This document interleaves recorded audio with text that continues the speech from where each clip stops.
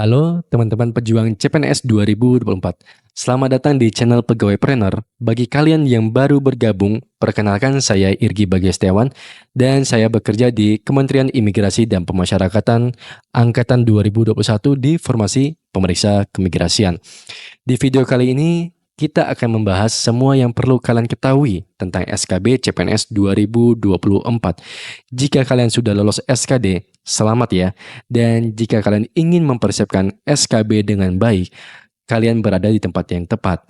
Pastikan kalian tidak melewatkan informasi berharga yang akan saya bagikan.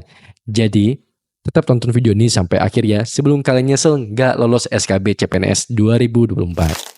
Pertama-tama, mari kita bahas apa itu SKB. SKB atau Seleksi Kompetensi Bidang adalah tahapan penting dalam proses rekrutmen CPNS setelah tes SKD. Di SKB ini, kita akan menghadapi berbagai jenis ujian yang dirancang untuk mengukur kemampuan dan keterampilan kita di bidang yang kita lamar. Ini adalah waktu kalian untuk menunjukkan pemahaman dan keahlian kalian.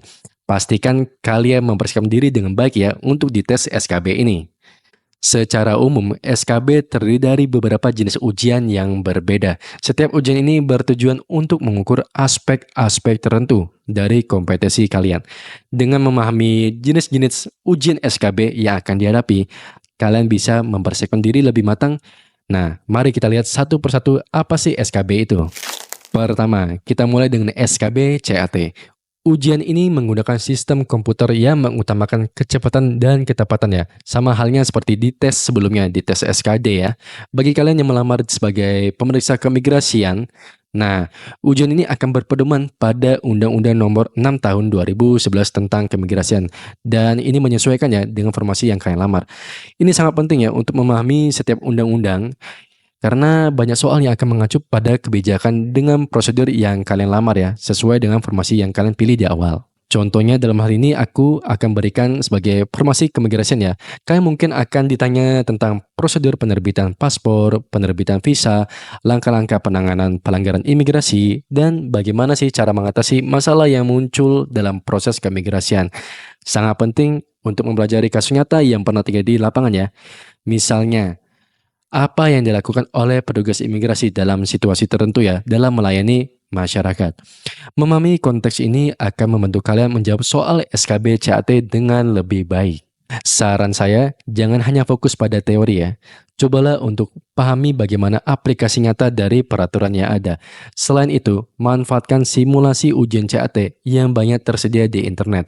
Latihan ini akan membantu kalian lebih familiar dengan format ujian dan meningkatkan kecepatan serta ketepatan kalian dalam menjawab soal SKB CAT ini. Selanjutnya, kita akan membahas psikotest ya. Ujian ini bertujuan untuk mengukur kemampuan kognitif dan psikologis kita. Psikotest biasanya terdiri dari beberapa subtes yang berbeda. Mari kita lihat setiap subtes psikotest tersebut secara terperinci dan tips untuk mempersiapkannya. Yang pertama, nah di sini ada tes warteg ya. Tes ini menilai kepribadian, kreativitas, dan cara kita menghadapi masalah. Dalam tes warteg ini, kalian akan diminta untuk melengkapi gambar yang telah disediakan. Hasil gambar ini akan diinterpretasikan oleh psikolog untuk memahami cara pandang kalian terhadap dunia pekerjaan ini ya. Tips untuk latihan warteg ini, latihlah kreativitas kalian dengan menggambar secara rutin. Cobalah untuk menggambar dalam berbagai tema dan situasi. Selain itu, saat menggambar jangan takut ya untuk mengekspresikan diri kalian. Gunakan bentuk yang bervariasi untuk menunjukkan kepribadian kalian. Berikutnya yang kedua, ada tes analogi verbal ya. Dalam tes ini, kalian akan diberikan pasangan kata yang memiliki hubungan tertentu.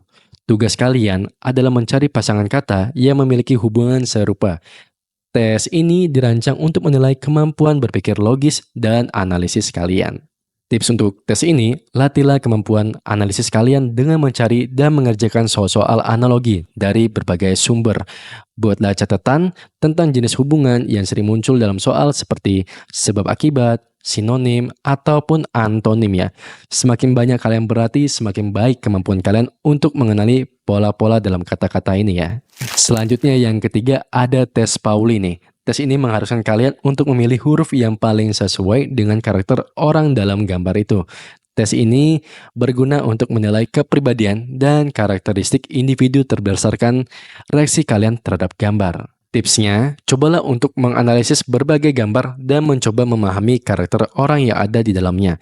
Berlatihlah dengan mengamati berbagai ekspresi dan sikap orang dalam gambar untuk membantu meningkatkan ketepatan dalam memilih huruf yang sesuai. Berikutnya yang keempat ada tes Kraepelin ya. Tes ini dirancang untuk menilai konsentrasi, ketahanan terhadap tekanan, dan kecepatan kerja kalian ya. Dalam tes ini kalian akan diminta untuk menjumlahkan angka dalam waktu tertentu. Ketepatan dan kecepatan adalah kunci utama di tes ini. Untuk tipsnya, latihlah kemampuan kalian dengan berlatih mengerjakan soal aritmetika secara cepat. Cobalah menggunakan stopwatch untuk mengukur waktu kalian dalam menjawab soal.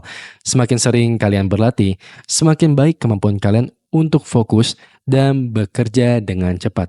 Selain itu, cobalah untuk menjawab soal dalam kondisi tenang untuk membiasakan diri kalian menghadapi tekanan saat ujian ini.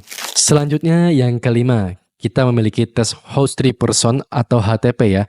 Tes ini digunakan untuk menilai aspek psikologis seperti emosi, relasi dengan lingkungan, dan cara pandang kalian terhadap diri sendiri. Kalian akan diminta untuk menggambar rumah, menggambar pohon, dan orang. Setiap elemen yang kalian gambar ini ya dapat memberikan wawasan tentang kepribadian kalian. Untuk tipsnya, ketika menggambar, pikirkan tentang makna di balik setiap elemen yang kalian gambar. Misalnya, bentuk rumah bisa mencerminkan rasa aman, sementara pohon dapat mencerminkan pertumbuhan. Latihan ini dapat membantu kalian untuk lebih memahami diri sendiri dan menggambarkan perasaan kalian dengan lebih baik. Dan terakhir yang keenam, ada tes logika gambar nih ya. Dalam subtes ini, kalian harus menemukan gambar yang melanjutkan atau menyelesaikan urutan gambar yang diberikan. Tes ini menguji kemampuan kalian dalam berpikir logis dan menganalisis pola. Untuk tipsnya, cobalah untuk mengerjakan soal-soal logika gambar dari berbagai sumber. Latihan ini akan membantu kalian terbiasa dengan pola-pola visual dan meningkatkan kemampuan analisis kalian. Jangan ragu untuk menggunakan alat bantu seperti kertas untuk menggambar pola dan mencari tahu bagaimana gambar-gambar itu berhubungan. Setelah tahapan psikotes, kita akan lanjut ke tes kesehatan ya. Tes kesehatan ini sangat penting karena memastikan bahwa kalian dalam kondisi fisik yang baik untuk menjalani tugas sebagai seorang pegawai negeri. Biasanya tes kesehatan ini meliputi pemeriksaan fisik umum ya, tes urin, dan tes darah. Pastikan kalian melakukan pemeriksaan kesehatan secara rutin sebelum ujian. Ini termasuk menjaga pola makan yang sehat dan berolahraga. Jangan lupa juga untuk cukup yang tidur ya sebelum hari H agar tubuh kalian fit saat menjalani tes. Jika kalian memiliki riwayat penyakit atau kondisi kesehatan tertentu, sebaiknya konsultasikan dengan dokter. Memiliki surat keterangan dari dokter dapat menjadi nilai tambah dan menunjukkan bahwa kalian telah mempersiapkan diri dengan lebih baik. Oke, setelah tahapan tes kesehatan, kita akan lanjut ke bagian yang sangat dinanti-nantikan ya, yaitu tes Samapta atau tes fisik. Tes Samapta ini adalah ujian fisik yang meliputi beberapa tes seperti lari 12 menit, push up, sit up, pull up atau chaining bagi wanita, dan shuttle run. Ujian ini dirancang untuk mengukur ketahanan fisik kalian. Untuk lari 12 menit, pastikan kalian sudah mempersiapkan diri dengan baik. Latihanlah secara konsisten untuk meningkatkan stamina dan kecepatan kalian. Cobalah untuk melakukan latihan lari ini setidaknya 3 kali ya dalam seminggu. Untuk tipsnya, jangan lupa ya untuk catat jarak yang berhasil kalian tempuh dalam latihan. Dengan begitu kalian bisa melihat perkembangan dan memperbaiki diri sebelum hari ujian nanti ya.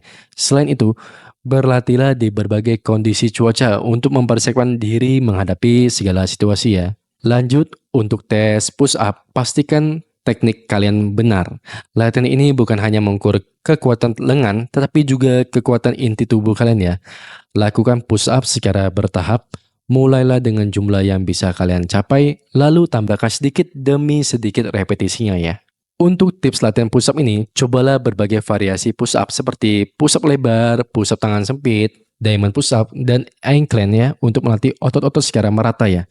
Latihan ini akan meningkatkan kekuatan otot kalian dan membantu kalian mendapatkan skor push up yang lebih baik saat ujian Samapta nanti. Oke, lanjut untuk sit up. Fokuslah pada otot perut kalian. Pastikan posisi kalian tetap stabil selama melakukan sit up ini. Latihan secara konsisten dan tingkatkan jumlah sit up kalian setiap minggu untuk melihat kemajuan ini. Untuk tipsnya, cobalah variasi sit up seperti crunches dan bicycle crunches untuk melatih otot perut dari berbagai sudut. Latihan ini akan membuat otot perut kalian lebih kuat dan membantu meningkatkan performa saat ujian nanti ya. Selanjutnya ada pull up atau chaining ya bagi wanita. Nah, di sini aku akan jelaskan untuk pull up. Ini mungkin adalah tantangan terbesar bagi banyak orang ya. Latihan secara bertahap dengan bantuan alat seperti resistance band dapat membantu kalian melakukan pull up dengan lebih mudah. Jika kalian tidak bisa melakukan pull up, jangan khawatir. Fokuslah pada penguatan otot punggung dan lengan melalui latihan lainnya ya kan. Kamu bisa gunakan juga seperti alat bantu seperti perlengan itu ya untuk melatih otot lengan kalian. Untuk tips latihan di pull up ini, kalian bisa lakukan latihan seperti bend over row dan lat pull down dapat membantu memperkuat otot-otot yang diperlukan untuk pull up. Semakin kuat otot kalian, semakin mudah bagi kalian untuk mencapai skor yang diinginkan dalam tes pull up ini. Dan terakhir, untuk di tahapan tes sampai ini ada tes shuttle run ya. Nah, di tes ini akan menguji kecepatan dan kelincahan kalian. Jadi, untuk mempersiapkan diri, cobalah berlatih di ruang terbuka dan atur jarak yang sesuai ya untuk tes shuttle run ini. Tips dari saya, lakukan latihan shuttle run secara rutin dan catat waktu kalian. Latihan berulang akan membantu meningkatkan kecepatan dan kelincahan kalian saat menjalani ujian. Tips dari saya untuk sampai ini, singkat saja ya, latihannya rutin dan tingkatkan kekuatan fisik kalian. Tes yang terakhir, kita sampai pada bagian wawancara pengamatan fisik dan keterampilan.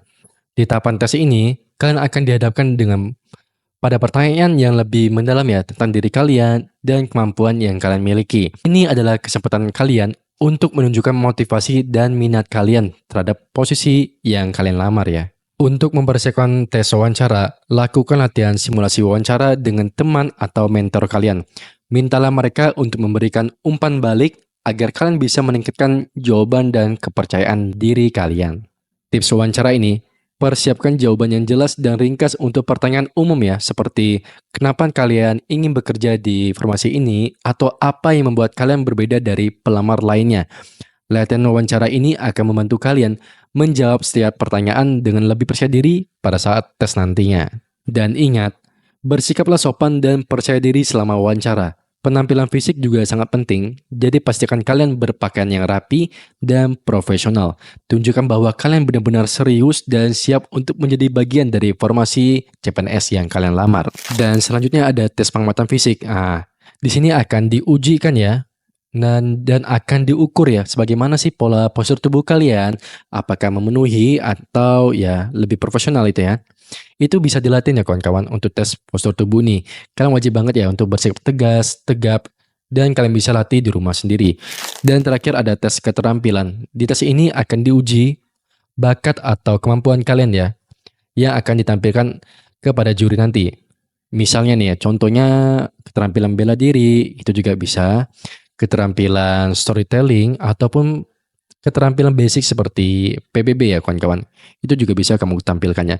Jadi penting banget untuk mempersiapkan tes keterampilan ini juga ya. Oke, baiklah teman-teman. Jadi itu dia ya rangkuman tips untuk mempersiapkan SKB CPNS 2024. Ingat, persiapan yang matang adalah kunci untuk sukses di tahapan tes ini. Jadi jangan ragu untuk berlatih dan berusaha semaksimal mungkin. Jika kalian memiliki pertanyaan atau ingin berbagi pengalaman, jangan lupa untuk tulis di kolom komentar. Jangan lupa untuk like juga, share, dan subscribe untuk konten menarik lainnya seputar CPNS, Sekolah Kedinasan TNI Polri, dan tips lainnya. Semoga sukses ya untuk kalian semua yang akan menghadapi SKB CPNS 2024 ini. Ingat, setiap usaha akan membuahkan hasil. Sampai jumpa di video berikutnya. Selamat berjuang.